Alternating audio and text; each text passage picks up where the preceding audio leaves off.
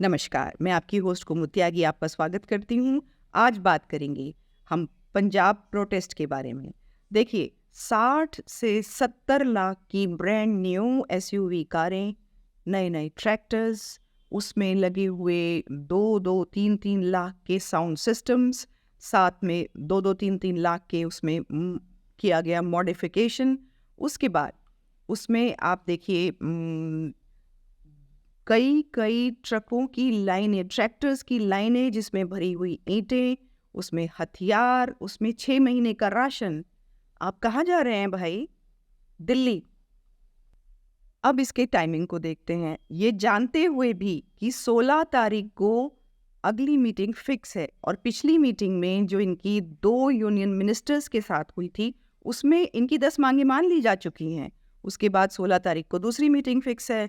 तो उससे जस्ट पहले 13 फरवरी को क्या कारण है कि इन्होंने ये प्रोटेस्ट किया।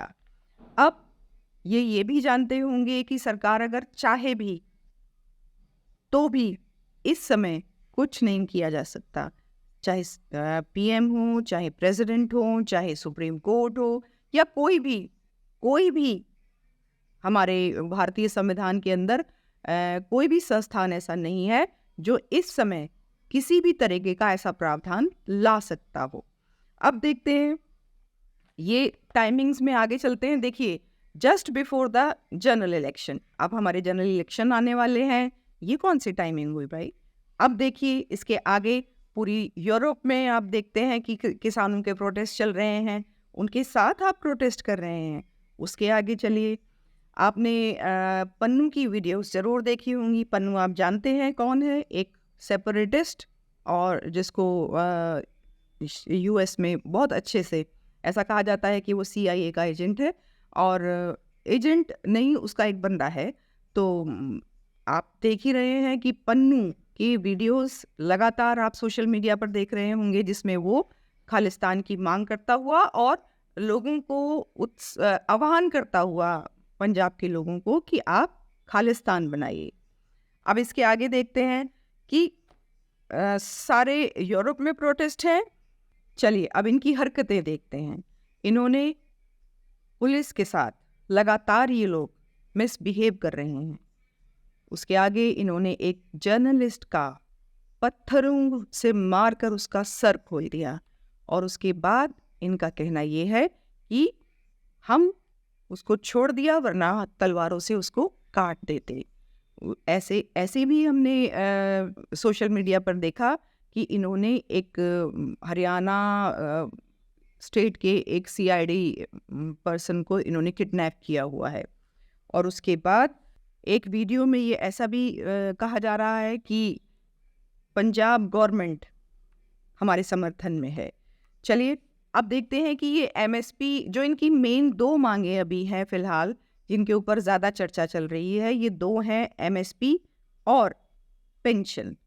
एमएसपी आप मिनिमम सपोर्ट प्राइस, एमएसपी का मतलब समझिए मिनिमम सपोर्ट प्राइस, यानी इसके हिसाब से अगर किसान किसी भी फसल को बनाने में, उगाने में, सब पूरा खर्चा उसका होता है 100 रुपया, तो सरकार उस फसल को खरीदे और उस फसल का जो उसको कीमत देनी है वो 150 रुपया, यानी कि जो किसान ने इन्वेस्टमेंट किया उसका रिटर्न उसको 50% मिलना चाहिए, यानी कि 100 रुपया जो उसने लगाया और 50 रुपया रिटर्न मिलना चाहिए, तो उसको 150 रुपया मिलना चाहिए।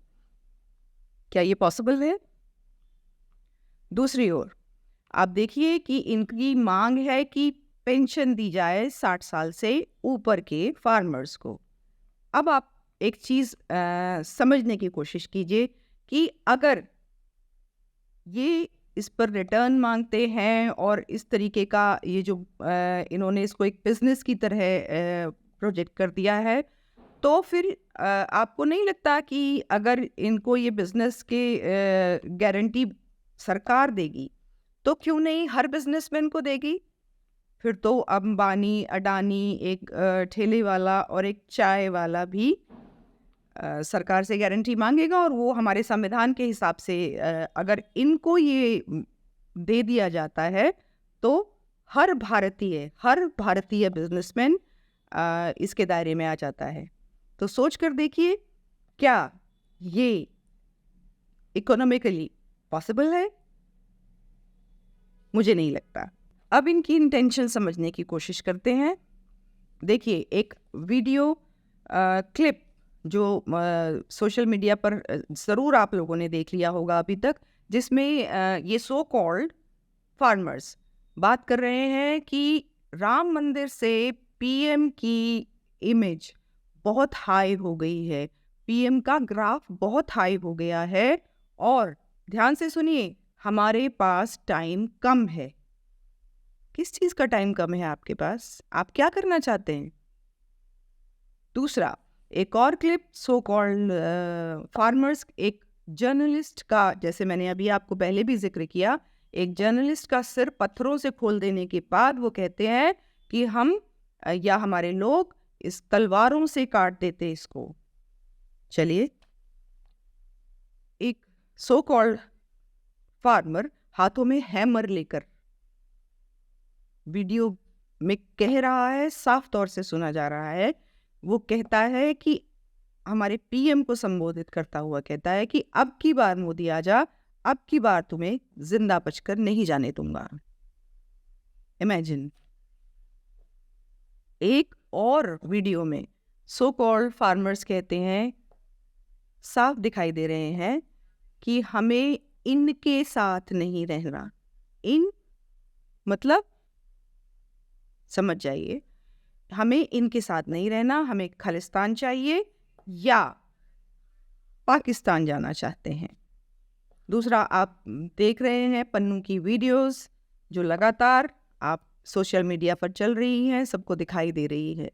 अब देखिए, ये सो कॉल्ड फार्मर्स पंजाब से बिलोंग करते हैं। सारे ही जितने प्रोटेस्टर्स हैं ये पंजाब से बिलोंग करते हैं, तो ये एक लोकलाइज्ड छोटे से एरिया की बात है, और इनका नंबर भी काफ़ी कम है। तो फिर मैं वही बात कहूँगी, किसान खेतों में है और प्रोटेस्टर्स या एजिटेटर्स हरियाणा और दिल्ली के बॉर्डर पर। एक समाधान इसका ये भी हो सकता है कि आप शायद सहमत भी हों कि एक समाधान इसका ये भी हो सकता है कि क्यों ना दिल्ली सरकार, स्टेट गवर्नमेंट इनको ये अधिकार दे और इनको इनकी मांगे मानकर और अपने हिसाब से इनका एमएसपी भी दे और पेंशन भी दे। इनका एक समाधान ये भी हो सकता है कि पंजाब की स्टेट गवर्नमेंट इनको ये सारी सुविधाएं दे, पेंशन, एमएसपी, सब कुछ। और क्यों? क्योंकि उनके हिसाब से पंजाब गवर्नमेंट को ये इनकी मांगे जेन्युइन भी लग रही हैं। लेकिन एक जो मैं सोचती हूँ कि एक जो सही समाधान होगा कि ये सो कॉल्ड प्रोटेस्टर्स जो बैठे हैं और लोगों के अधिकारों की अवहेलना कर रहे हैं, लोगों के आम लोगों के राइट्स को इन्फ्रिंज कर रहे हैं, जो देश की छवि खराब कर रहे हैं, जो किसानों को बदनाम कर रहे हैं और देश की गरिमा को पट्टा लगा रहे हैं, हमारे पीएम के लिए गलत बोल रहे हैं, हमारी सरकारों को बदनाम करने की कोशिश कर रहे हैं। और आप क्या सोचते हैं? मेरा ऐसा मानना है कि इन लोगों को कानून के दायरे में भारतीय संविधान के अनुसार हर चीज़ की सज़ा मिलनी चाहिए। इस बारे में आपका क्या कहना है? अपनी राय ज़रूर लिखिएगा। फिर मिलते हैं।